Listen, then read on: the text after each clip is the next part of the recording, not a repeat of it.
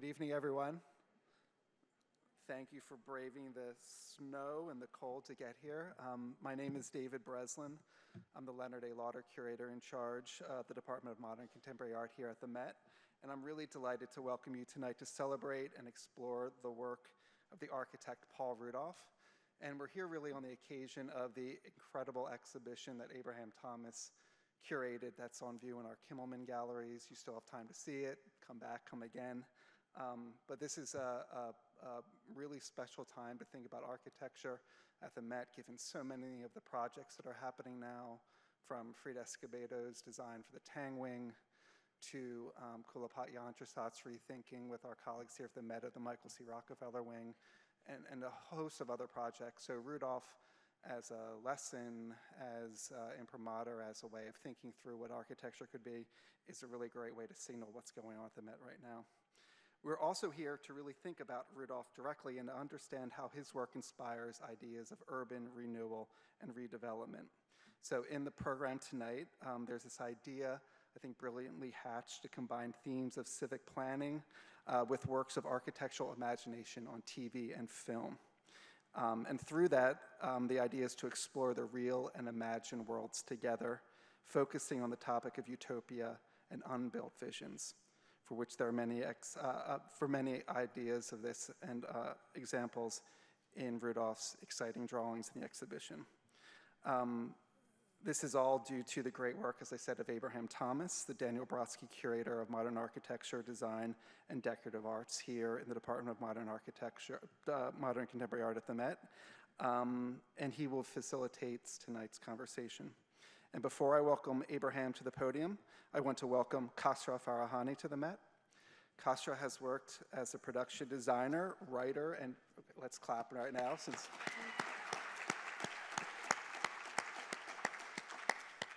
Khasra has worked as a production designer, writer, and director on some of our most favorite TV shows and films. His extensive portfolio includes the acclaimed designs for the Marvel series Loki, inspired by Paul Rudolph's architecture. We're looking forward to his next film, The Fantastic Four: Four Steps, which is coming out in July, and we're thrilled that you're here tonight with us, Khasra. We're also extremely thrilled and honored to welcome Paul Goldberger, architectural writer, critic, and lecturer.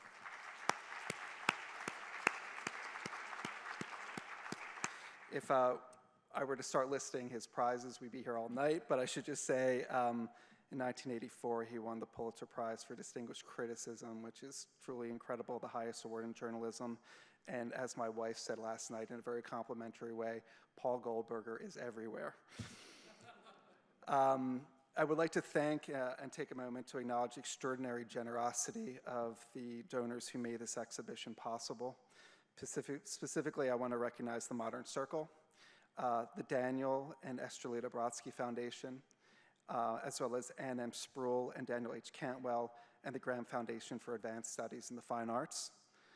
We're thrilled that the Metropolitan Museum of Art was able to organize this exhibition in collaboration with the Library of Congress's Paul Marvin Rudolph Archive, and our thanks to our friends at the Library of Congress. And the catalog is made possible by the Samuel I. Newhouse Foundation. So with those thanks, I'll add more to Abraham and looking forward to the conversation tonight, and thank all of you for coming this evening.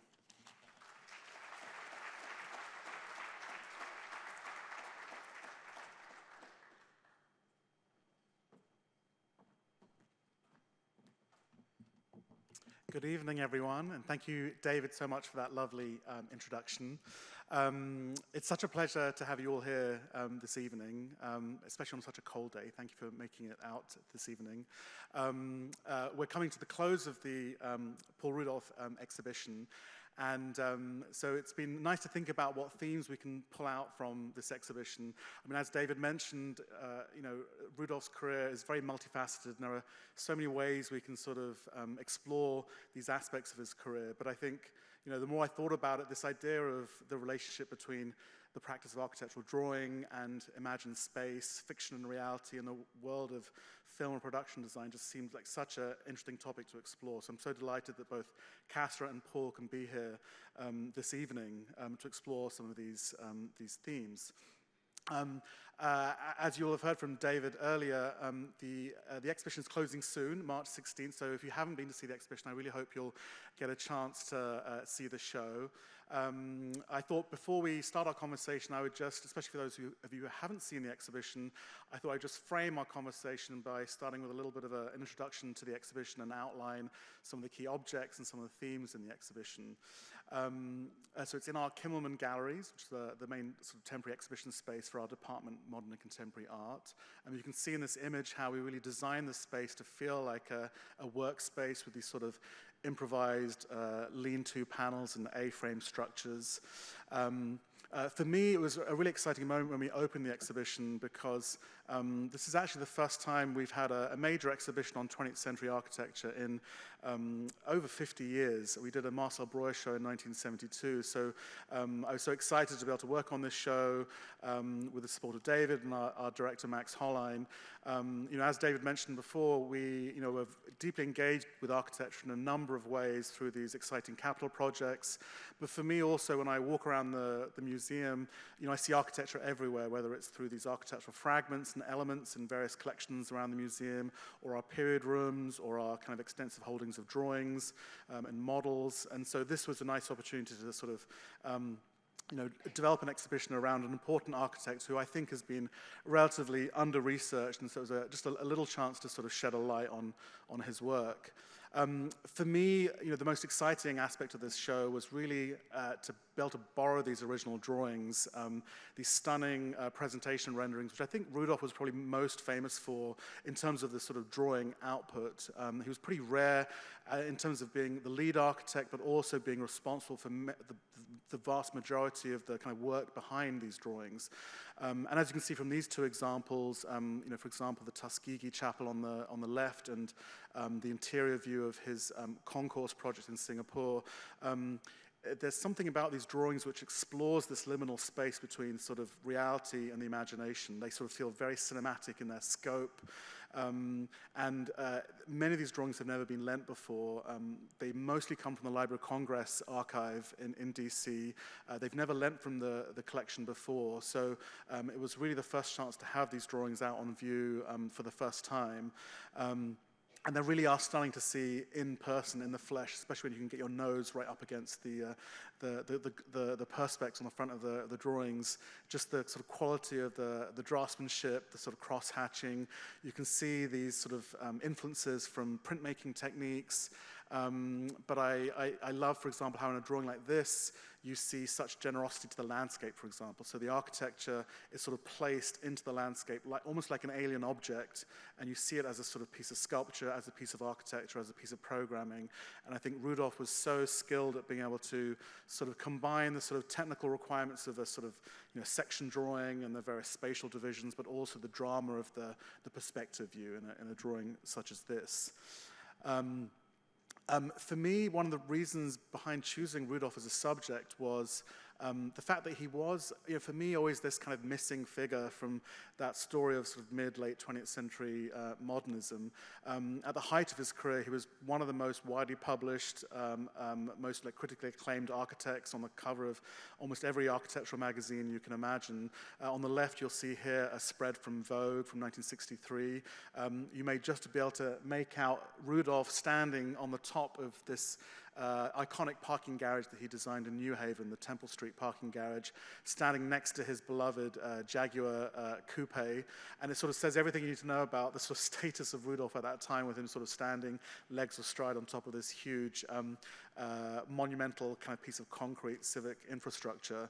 But then in the 1970s, for various reasons, partly due to sort of struggles with getting major projects built, partly his sort of unwillingness to engage with postmodernism, you see an interesting moment in the 70s where he almost disappears from the architectural mainstream, and at a time when many of his peers are sort of really coming to the sort of apex of their careers. And so there's this interesting sort of career arc where he kind of, from this moment of being kind of, almost like the original sort of star architect, almost disappearing, you see him in the 70s engaging with these, almost literally turning inwards working on these fascinating interior projects, particularly for his own apartment at Beekman Place, which you see on the right. But it's an opportunity for him to kind of showcase his sort of experimentation with materials and texture in a very different context, but sort of continuing some of the threads from earlier in his career.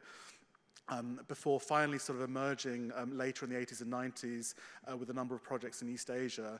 But again, it's a rather sort of quiet end to his career. So I sort of approached this rather like a detective story, trying to sort of unpick what happened to Paul Rudolph and why has there never been a major exhibition on his work. So it's just a small step, I hope, towards sort of like reviving the interest in his career, and I look forward to the sort of further research to come from other colleagues.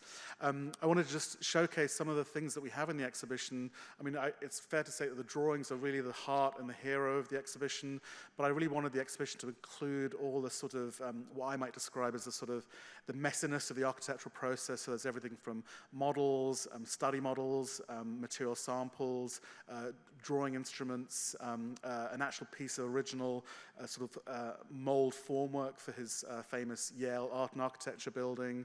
So you'll see objects like this interspersed amongst the drawings. And the exhibition itself is kind of, it's not so much a chronological approach to his career. It's much more sort of thematically divided, looking at these sort of themes and ideas that were always of interest to Rudolph. So, for example, the idea of residential projects was something that he worked on throughout his career. His very first project was a small private house in Alabama when he graduated from undergrad architecture, and the project that he was working on when he died in 1997 was a large family house in Hong Kong. And in between, we see him engaging with large-scale public housing projects as part of that sort of rising tide of urban renewal, or, as shown on the right, this extraordinary private commission for the Bass family in the late 60s, which feels like a Frank Lloyd Wright sort of scheme with its sort of horizontal floating planes. And I sort of love how that particular drawing makes the building feel like it's floating off the landscape. The sort of heart of his career in the 60s is really covered in this section which I've called Civic Campus, which engages with famous projects such as his Yale Art and Architecture building, arguably his most famous built project. This is at a time when he's working on a number of educational campuses, as seen in the example on the right for UMass Dartmouth. But this is also at a time when he's working on kind of corporate campus projects as well, major kind of corporate headquarters and examples of civic government infrastructure, perhaps most famously the Boston Government Center, where he was a sort of key contributor to the master plan, but also two of the key buildings on that scheme. So again, sort of using these networks to sort of really take advantage of that rising tide of post-war urban renewal and working with a number of kind of very complicated clients, whether it's sort of at a level of city or federal or local government funding. It was really important to be able to focus in the exhibition on this moment in the 70s that I mentioned earlier on with these extraordinary interior projects, mainly focused on his Beekman Place apartment, which he constantly iterated on, from the sort of early 70s through to when he died in the 1990s. So even though on a much smaller scale, you see here still exploring ideas around texture, materiality, modularity, but using, instead of concrete, which was perhaps his sort of favored material in the late 50s and 60s, instead he's using material like lucite and foam and jersey fabric to create these extraordinary immersive spaces. You can see here more views of his Beekman Place apartment, this extraordinary super graphics installation that he creates in his kitchen using sort of spliced together segments of Gulf oil billboard ads. This is also when he's creating really interesting examples of furniture using these sort of sheets of lucite stitched together with these off-the-shelf Danish sort of shelving units. And then, as I mentioned earlier, we see in the 80s and 90s this moment of him kind of re-emerging partly with taking advantage of the economic boom time in Asia, in working in cities like Hong Kong, Singapore, Jakarta, finally able to work at a large scale in the way that he'd always wished to during his career. So we see him working on a number of skyscraper projects really for the first time in an extensive way, but working on a number of other mixed-use, residential, commercial, and retail projects as well. But I think the area of the exhibition which, for me, relates most strongly to the theme of today's talk, this idea of sort of reality and imagination and sort of cinematic visions is this section looking at the megastructure. This was something that Rudolph had been interested in throughout his career, from the late 40s onwards. He was always fascinated with this idea of modularity, prefabrication construction, sort of industrialized assembly methods, and he applied this to housing projects, as you can see on the left side, but also on these huge mammoth sort of civic scale projects such as the infamous Lower Manhattan Expressway project, which you see on the right, which for me feels like this is like Rudolph at the sort of the height of his kind of world building sort of prowess. This is sort of on a level of kind of video game design or sort of science fiction utopia or dystopia, and I love how this almost feels like a kind of a sculptural spaceship planted on the approach towards the East River, but was part of a much larger scheme, a kind of 2-mile spine of architecture going from the Holland Tunnel out to the Williamsburg and Manhattan bridges. So here are some more drawings of the Lower Manhattan Expressway project. And so when I was thinking about Castra's work on Loki, for example, it was particularly these drawings that made me think of this resonance between kind of architectural built reality and the sort of cinematic imagination. And you can see here with some of these magazine spreads how many of these megastructure projects really captured the popular imagination. So this is beyond architectural magazines, but also magazines like the New York Times, where he makes the cover in 1967, or Life magazine, as you can see on the right. And so Rudolph, for me, was someone who was so adept at modeling light and space and shadow. You see that on the drawings, but also in some of the sort of iconic photographs of his work. And that was what really made me think about this kind of context of cinema. And you'll see in the exhibition we have a number of film clips of buildings which had clearly captured the imagination of production designers and directors and other filmmakers, so including Castra's work on Loki. We also have films such as Brainstorm, this early 80s film from starring Christopher Walken, which was shot inside Rudolph's Borough's Welcome corporate headquarters, an iconic clip from the Royal Tenenbaums with Ben Stiller sort of conducting his fire drill going up and down the steps of Beekman Place, Rudolph's own apartment. And so when I first saw Loki a couple of years ago, I was actually working on the exhibition, and I was so struck by Castra's approach to the production design. It was so intentional and compelling. But you can see here clearly these influences from Paul Rudolph, whether it's the sort of use of board formwork, or the use of the kind of trademark kind of Rudolph deep orange, which you see at the Yale building, and various other projects of Rudolph's. But you also see other influences here, for example, the kind of coffered concrete ceiling feels like partly Marcel Breuer, partly Louis Kahn, perhaps. So I was really interested in sort of inviting Castra to take part in this conversation with Paul to sort of explore these connections. Here you can see another scene from Loki with these wonderful examples of kind of the exposed concrete formwork, these sort of vast, very sort of schemes and designs very adjacent to the Lower Manhattan Expressway project.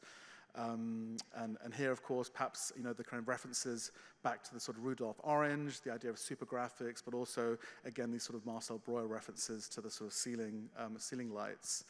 And then, in some of the recent conversations with both Castra and Paul, we've been thinking about kind of other architects that sort of also explore this space of the sort of cinematic imagination.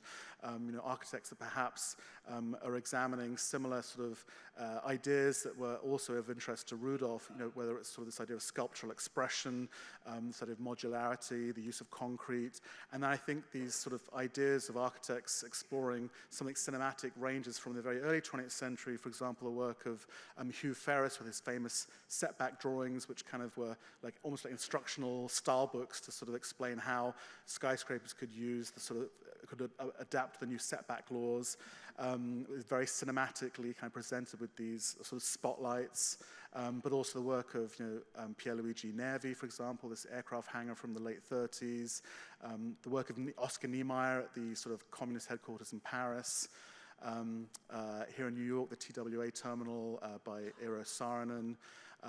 or John Portman and his Marriott Marquis Hotel in Atlanta, which I think has a very specific reference in Castro's work on Loki.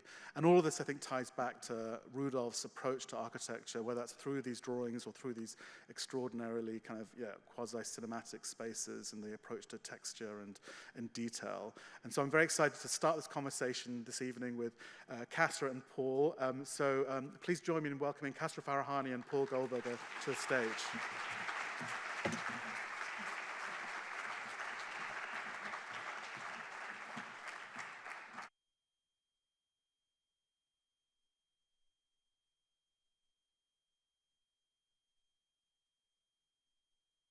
That was great. That was great, Abraham. Yeah. Thank you. Really great. Yeah.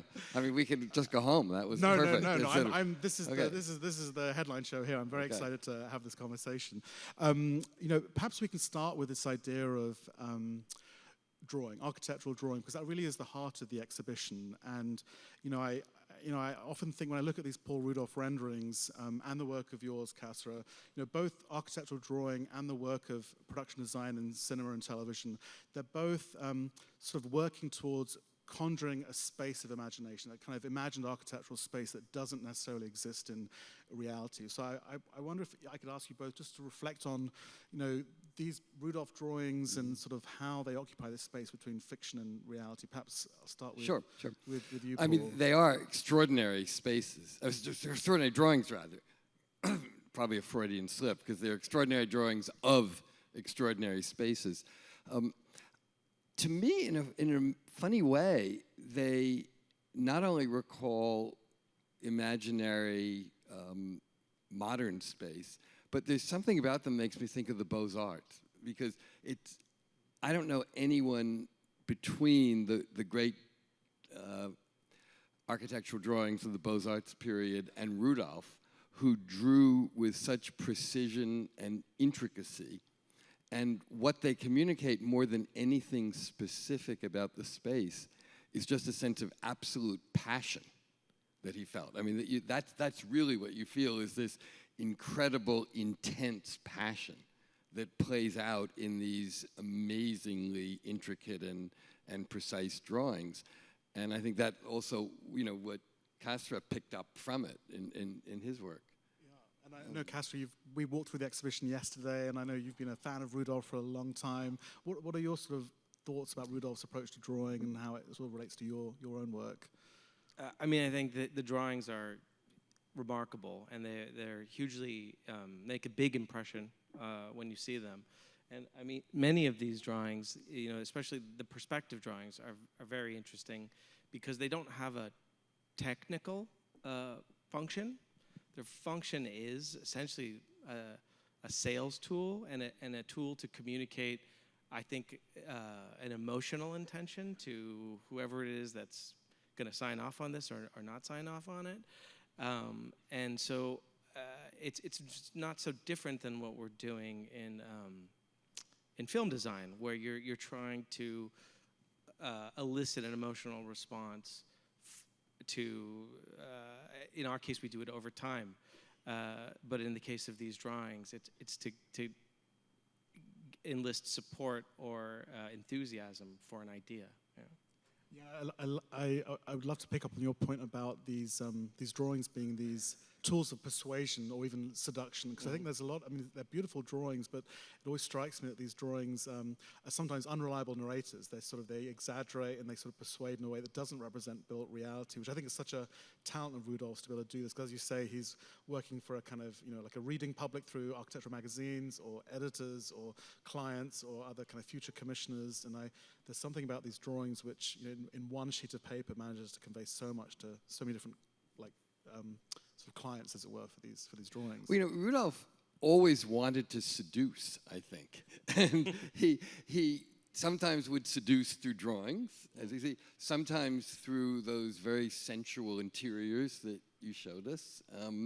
But there was always something there that was trying to seduce us, and I use that in a positive way, not a negative way at all. Yeah. I wanted to go back to you, Castro, as well, and talk a little bit more about your practice, because when the way in which Rudolph's drawings also sort of don't represent reality. They offer something like a third way, in a way, between like built reality and total imagination. There's something that's partly truthful, partly completely imaginative.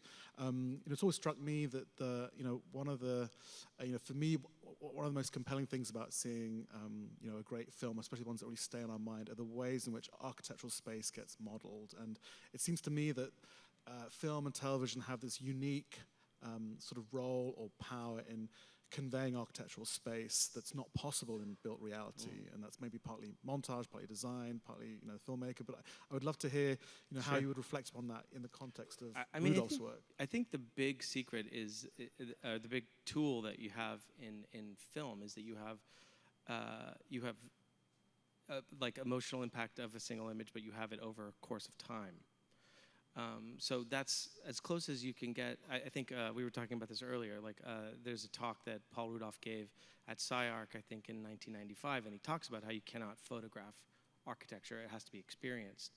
And I think that what you can do in motion picture is that you can communicate the kind of gist of a space, the emotional intention of a space, through a super contrived series of images, an establishing shot to give you the imposing kind of silhouette of that exterior, and kind of foreshadow what the intention is and what it's going to feel like inside.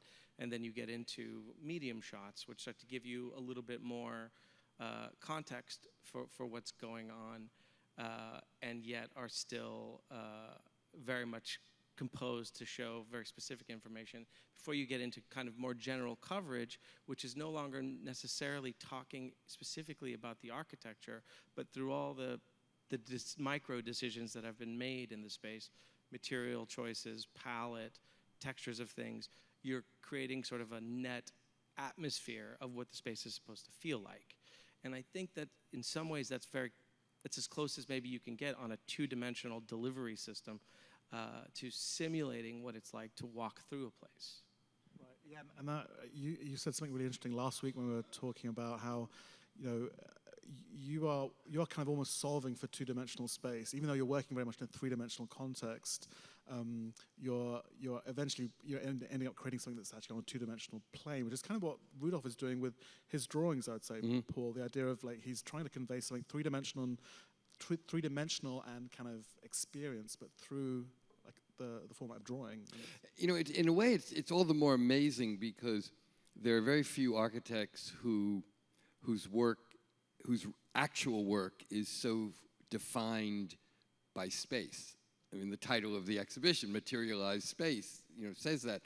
And yet, he was also so good at converting it into a two-dimensional drawing, which is remarkable. But that may be why the drawings are not precise evocation to the building, and also why I think one of the things that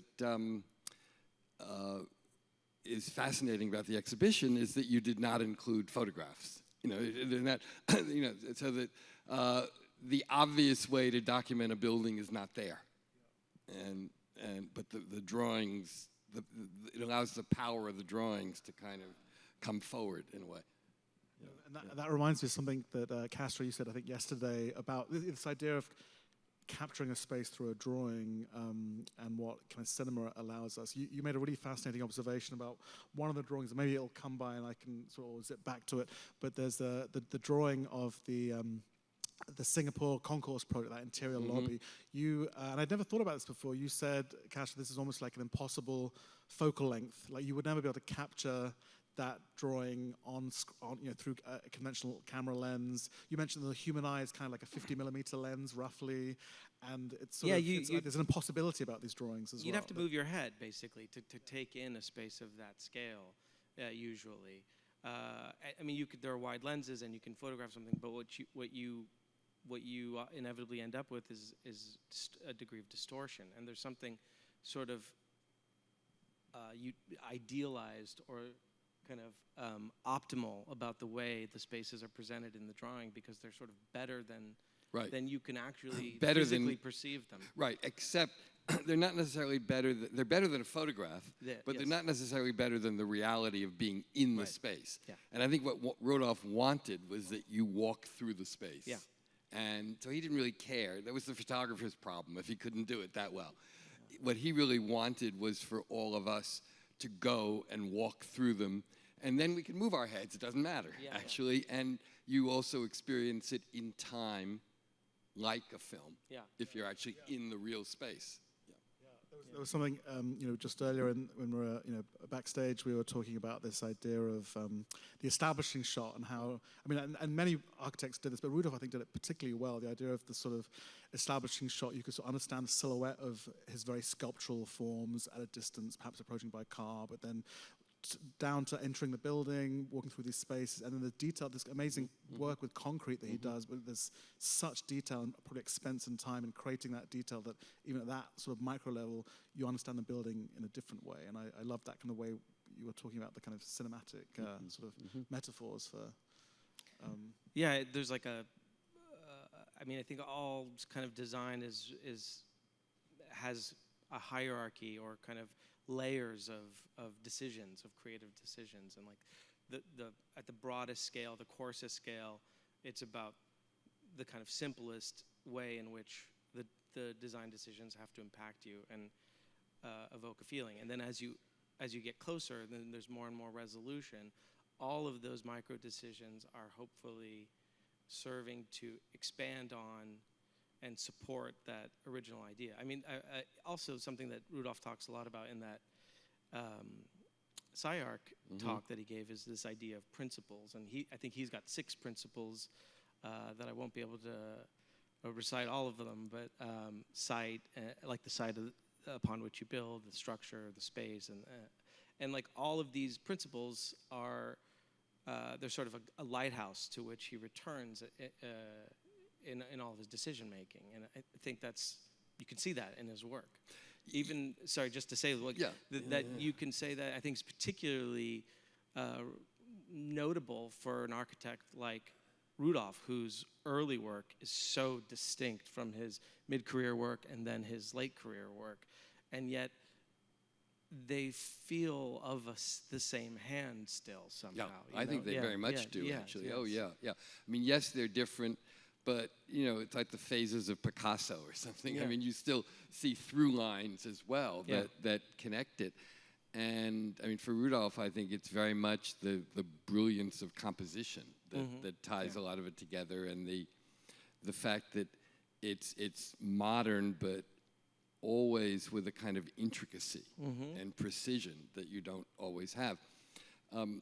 But, I don't know, those principles, sight's important, this is important, but that's true of all architecture in a way, and it doesn't tell you, it doesn't get you to the root of the genius here, which is something altogether unique, I think. By the way, I think the drawing I was mentioning earlier just came. I don't know if Castro, now it's here. Do you want to sort of repeat what you were saying to me yesterday about the sort of focal length on this book? Because it's really interesting hearing you talk about this drawing. The phenomenon that I'm talking about, at least as I've observed it, is particularly noticeable in spaces that are drawn, have a lot of verticality to them, because it's just if you're photographing the lower level, there's usually going to be a lot of lens distortion once you're into these beams, and so there's something uncanny about looking at some of these drawings because they're almost too perfect in some way, which I think makes perfect sense as a sales tool and as a tool that is meant to describe the building, but is maybe meant to describe what the building should feel like as much as it's describing the building.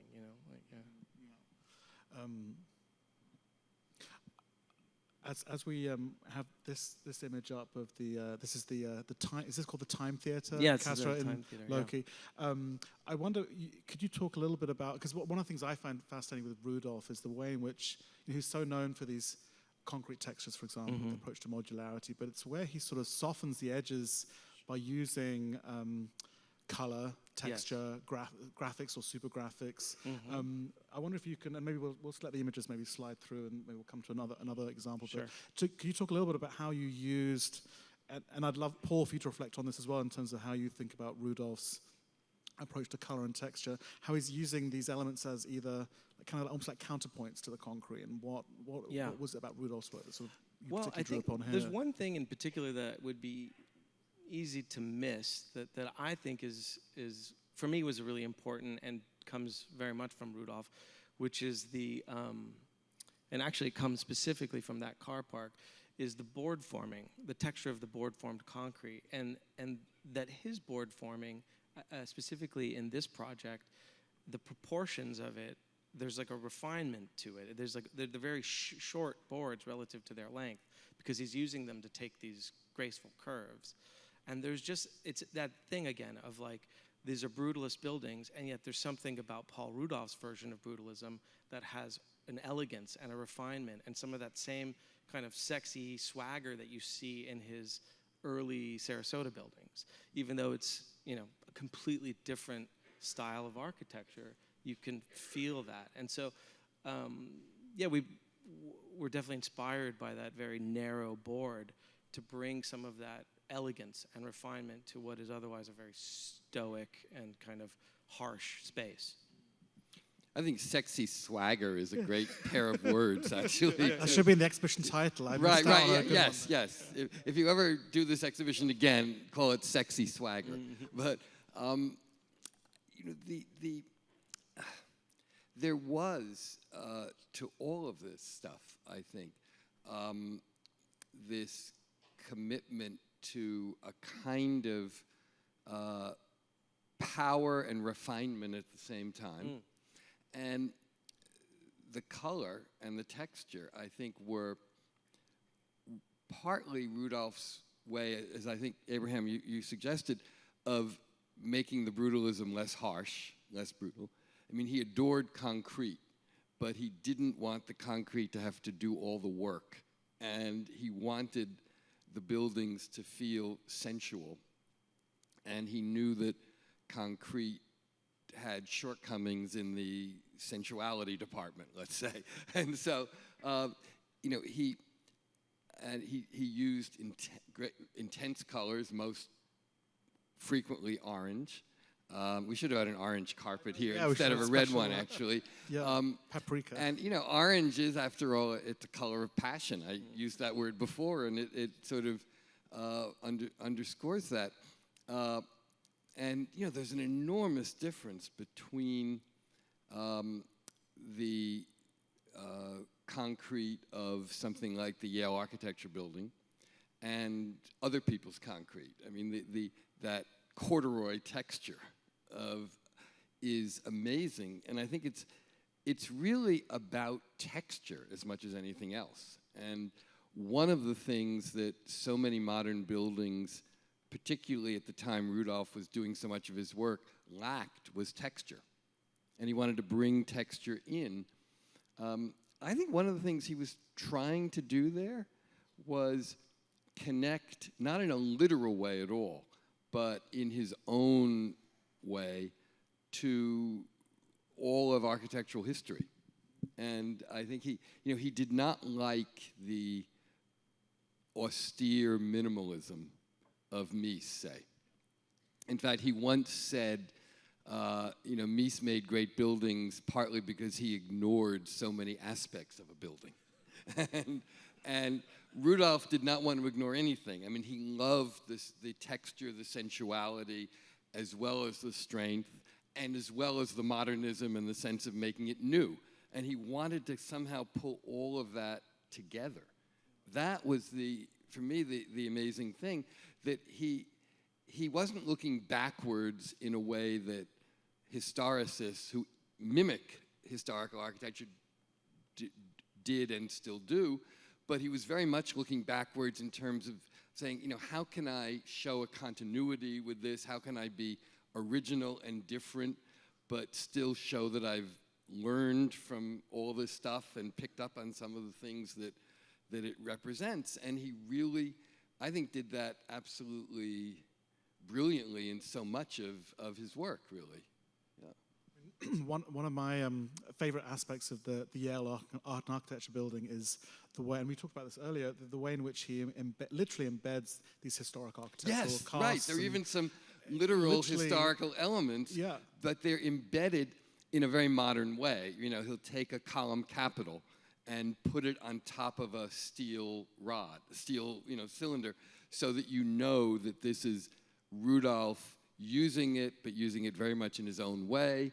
Nobody's pretending that he's really doing a classical column, and that he's looking at everything and putting them together into compositions that are not like anything anyone's seen or done before. Somebody, many, many years ago when it was new, one of the articles about the Art and Architecture building at Yale referred to it as, the facade of it is looking like a kind of, somehow a train crash between Frank Lloyd Wright and Le Corbusier. And when you think about it, and that was not meant as an insulting comment, and nor is it. It's in fact, because one of the things that he did so brilliantly there was synthesize things that you thought couldn't be synthesized. I mean, there's some of Frank Lloyd Wright's Larkin building in Buffalo in that. There's some of Le Corbusier's La Tourette in France, the monastery in France in it. And it's hard to imagine two more different buildings, and yet Rudolph saw them both, picked up things from them, and then wove them together into something that is entirely his own. That's a pretty amazing achievement when you think about it, actually. And in the NA building, he also embeds these like nautilus shells, like organic objects in the wet concrete. Right, as if all the other stuff wasn't enough. Yeah. He does that too. And another thing there is there's just so much going on, which is another thing in a way that I think ties him to earlier architectural periods. I mean, again, I'm not sure I would call him fussy, but maybe we could. There is. And the last thing you would really want to call Rudolph is Victorian, and yet, in a certain strange way, the sense of just so much going on does make you think of, things that, wild, intense, stuff in the Gothic revival in the 19th century, say, Cash, one of the things I particularly loved about your design work on Loki was the way you managed to synthesize so many of these elements and various architects, but you made it something different. It wasn't copying the work of any of these architects. And I particularly liked with the sort of that time theater sequence, that main room that we were seeing earlier, how to this point of so much going on, you create these really interesting focal points, and I'll try and kind of get to one of those images. But I wonder if you could talk a little bit about how you found these focal points and the sort of like the projection screen and the sort of or the graphics. How you were trying to from a cinematic point of view, how you're trying to direct the viewer to certain areas amongst all that kind of chaos. Sure, I'll try. I mean, I think the thing about that space, and this is relevant in the conversation of modernism, is that there's maybe often a lot of restraint in terms of the volume itself. There's not a huge number of forms to look at. That room, the interior volume is essentially it's a rectangle. So the interest comes through, like in Rudolph's work, texture. Everything is very, there's a lot of different textures. So like, for instance, the floor you see here are these long, narrow, high gloss orange tiles. There's nothing else in there except for the vertical panels that are highly reflective. Everything else is porous and matte. But again, like we were talking about with the board forming, you could make a choice to do really coarse planks, which is often done, or you could make a choice to do something like Tado Ando's work, which is very meticulously curated forms that are meant to almost be perfect, and you can't see the difference from one module to the other. Whereas in Rudolph's work, as I emulated here, there's actually, you make that opposite choice to increase the frequency and increase the texture, and then exploit that by putting lights in advantageous places to read that texture. This tile work on the back, which is essentially a background for projection, is another opportunity to do that same kind of idea that Rudolph does so much, which is create a beautiful texture so that the form can remain simple and yet still have interest and let light move across it in a novel way. you know, one of the other things that struck me about Loki is that you're, and I don't know how many of you have seen Loki. I highly recommend you watch it. It's a great show, not just for the production design, but it's a fantastic series. Yes. We should have combined tonight with the screening of it, actually. I know. Yes. But for me, one of the standout aspects is Castro's design on it, and you know, rewatching it was fantastic.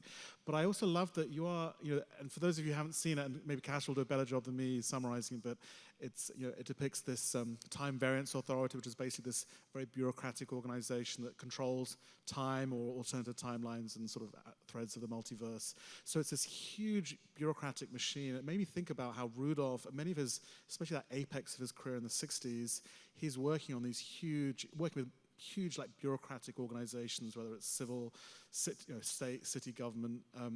And I loved how you are sort of almost leaning into this aspect of, you know, perhaps in retrospect, some of Rudolph's projects have come out slightly negatively because of this sort of almost oppressive, Orwellian, as you said, nature of the architecture. And I wonder if, you know, Castro or Paul, you might want to reflect on, you know, the way in which Rudolph's architecture particularly sort of lent itself to these sort of spaces that represent these machines of bureaucracy or sort of, I dare say, oppression, but...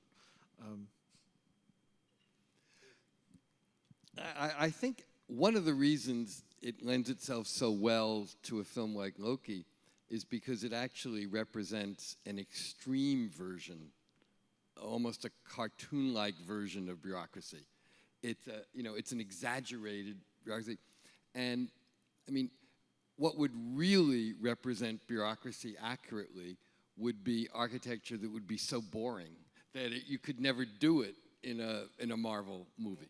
And so it's the very fact that Rudolph didn't represent the reality of bureaucracy, but a kind of fantastic place that makes it appropriate for this I think.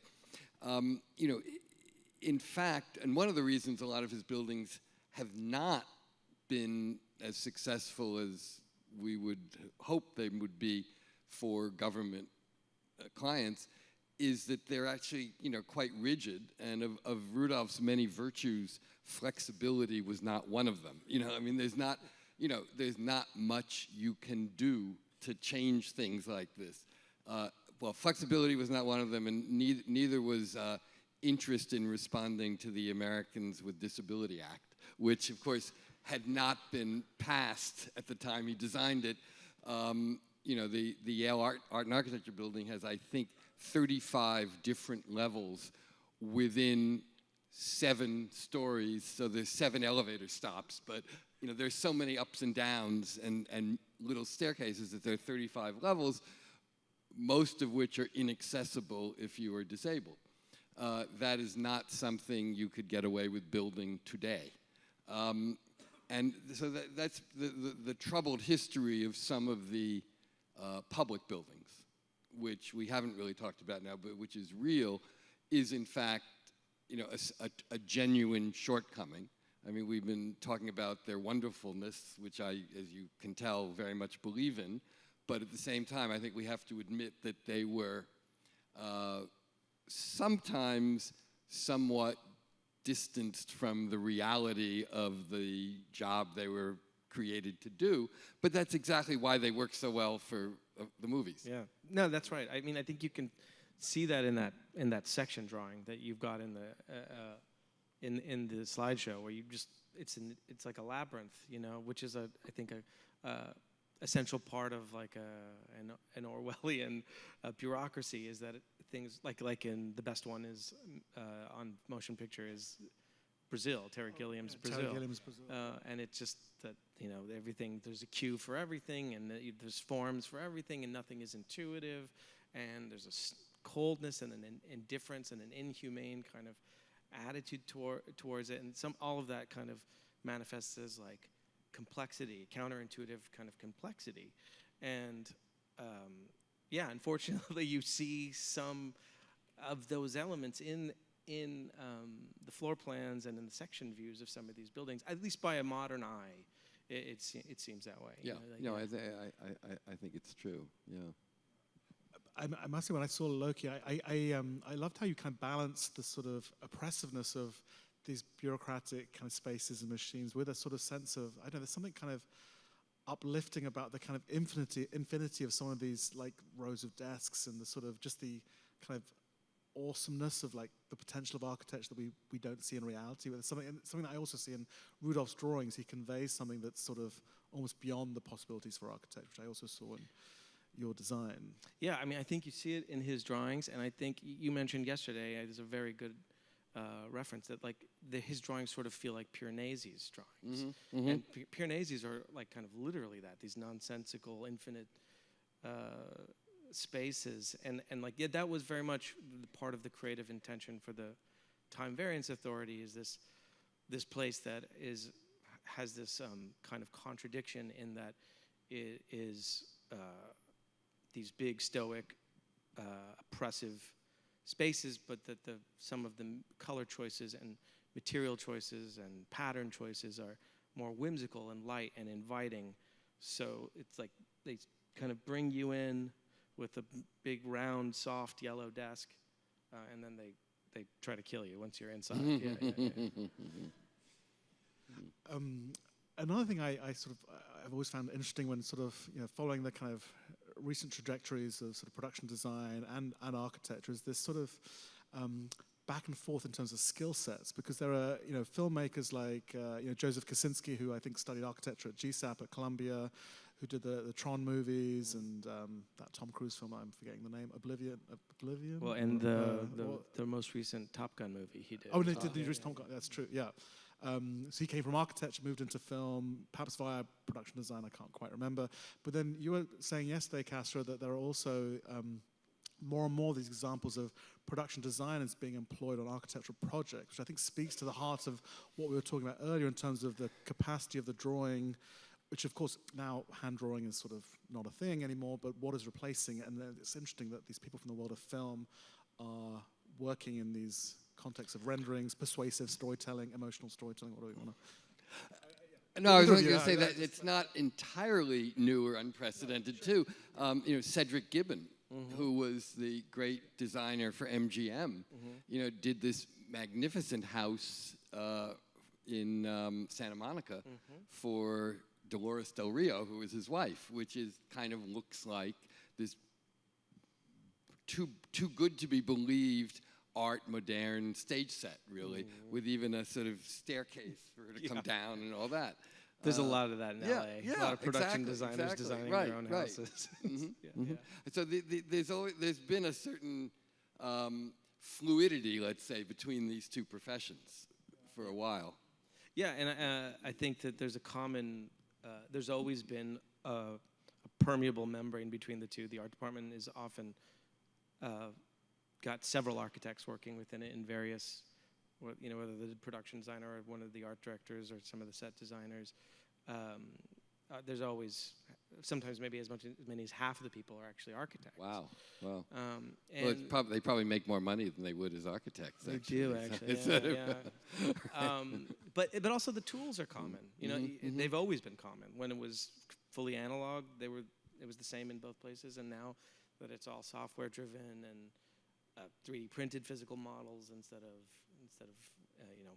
somehow when we were talking earlier about all this, what flashed into my mind, but I didn't have a chance to mention, when you think about the Frank Lloyd Wrightian, but not really Wright, house at the end of North by Northwest, that great scene, the culminating scene in the movie, that where the modern house becomes effectively almost a character in it. And that was designed by production designers, right? Yeah, or the use of Frank Lloyd Wright's work in Blade Runner. There's and his house, Yes, right. The Ennis house, for I believe it's Terrell's house, and then in Deckard's apartment, which is I think is, if I remember correctly, it was a set, but the use of Frank Lloyd Wright's design tiles in the set as well. So it's almost like this part of this world is Frank Lloyd Wright themed or something like that. There was something you said yesterday, Castro, that sort of made me think also about this idea of kind of material specification and the sort of the details that go into some of these spaces, whether it's on screen or in kind of architectural reality. We talked about how Rudolph was great at sort of specifying certain materials, and you described how, in the way that Rudolph summarized these visions through like 1 or 2 drawings, when you complete the production design process, you're often handing over the process to perhaps post-production CGI teams, and it seems akin to the way in which Rudolph and many architects, probably since the beginning of architectural time, there's always been a challenge of handing over the design to the sort of the details, specifications, and that's where the detail can sometimes be lost. And I wonder, is that something that you see as a sort of parallel to the architectural process, the way in which you hand over? Sure. I mean, I think it's very subjective, whether you're talking about the work of an architect or the work of a production designer. I think, I know a lot of production design colleagues that work in very different ways. But I think this kind of commonality that I noticed from, Rudolph's drawings like these, which are designed, like I said at the very start, like to kind of evoke a strong emotional response and hopefully enlist the viewer to the side of the designer, is very much how I approach my own designs, where there are various super sophisticated ways you can present a design, whether it's in a VR environment where the viewer has agency about what they look at and how long they look at it, or whether it's in a physical model. Whereas for me, I like to present it in 2-dimensional images and as few as possible. It's very directed. Super curated to elicit an emotional response. Because if you put them in a VR environment, then who knows what they're going to look at or what they're going to focus on. And they might look at the wrong thing, the thing that doesn't tell the story, or whether the story is the story of a building or the story of a narrative. And I feel like these drawings get at the heart of the emotional intention of his work, and it's similar. I find it useful in my own work.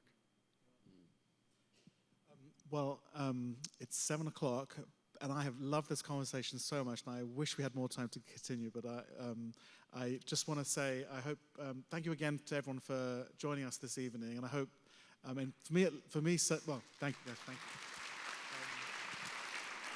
It's given me so much to think about in terms of the exhibition, the way we think about these drawings in particular. I love how these drawings by Rudolph have become this bridging point between kind of fiction and reality with the world of cinema and architecture. So I hope for those of you who, either if you've seen it, you get to go and see the exhibition again with these new ideas, or especially if it's your first time, I hope you get to see it before the exhibition closes on March 16th. But I would like to finally say thank you so much for joining us today, this evening. Thank you. Please join me in thanking Kasper Farahani and Paul Goldberger.